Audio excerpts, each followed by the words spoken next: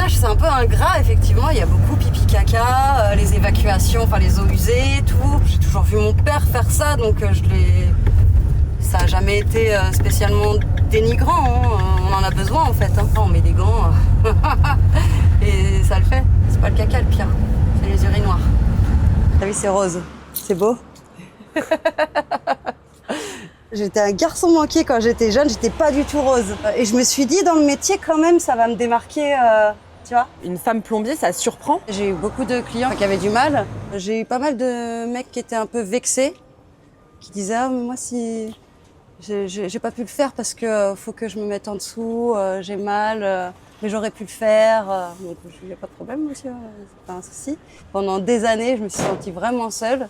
Pendant tout mon apprentissage, même 10 ans plus tard. Ça a l'air de peser un peu lourd ton sac là.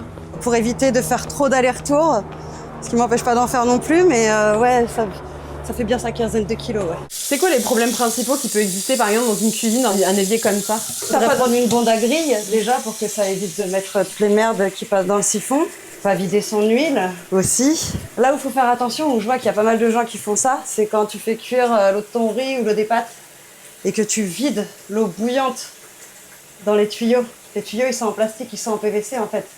Donc tu peux faire fondre, tu fais couler de l'eau froide en même temps au moins, et essaye de baisser un peu la température, tu vois. Et les produits, c'est recommandé ou pas? La soude, des choses comme ça? Alors moi après, je peux comprendre que le client, il essaye une fois. Après, faut pas vider 15 bouteilles, quoi. Le problème, c'est que quand tu passes plusieurs fois ton bouchon, ça fait un peu comme de la mayonnaise, donc tu le sens pas trop avec ton furet, et en fait, il se reforme à chaque fois que tu repasses de l'eau, quoi. Donc tu fais limite plus de dégâts en fait. ouais, vaut mieux essayer une fois. Si ça marche pas, bon bah voilà, après faut trouver d'autres solutions. Aujourd'hui, ça bosse avec le daron.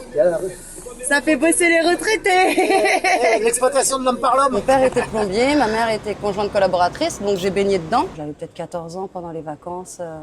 Il me prenait avec lui dans le camion et on allait faire des petits dépannages. Je faisais pas grand-chose, hein. Je changeais des robinets flotteurs, des petits trucs, il me donnait la pince. Il disait mais c'est bien comme ça, elle pourra se débrouiller plus tard quand elle achètera sa maison, elle saura poser son chiotte. Et c'est quoi qui les inquiétait pour toi dans ce métier-là justement?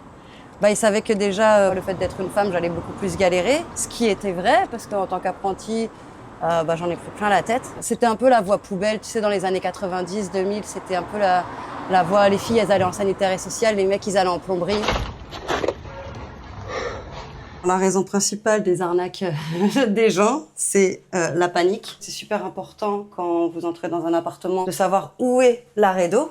Donc là, on a par exemple dans l'entrée, mais ça peut se situer derrière un WC, ça peut se situer sur le palier aussi. Et surtout, qu'il soit manœuvrable. De le manœuvrer 2-3 fois par an, de le fermer, de le rouvrir pour que le jour où il y a quelque chose, quand vous coupez l'eau, vous avez le temps après de voir avec un artisan, de faire des devis, enfin de gérer le problème en fait, de pas être dans la panique. C'est quoi les trucs à éviter quand on choisit un plombier? Donc, le mec qui te donne un prix sans venir voir et puis que tu lui dis non et il te rappelle, il dit bon bah j'ai vu avec mon patron, il peut vous faire moins cher. Enfin on n'est pas des marchands de tapis en fait, le prix c'est le prix. À un moment voilà, t'as la main d'œuvre, t'as le déplacement, le matériel. Il n'y a pas à aller négocier quoi que ce soit en fait. J'adore la relation clientèle, surtout en dépannage, parce que les gens, t'es attendu comme le Messie. Hein, voilà, tu viens quand même régler leurs problèmes. Après, ce qui est dur, ça tout le monde le sait, c'est le physique.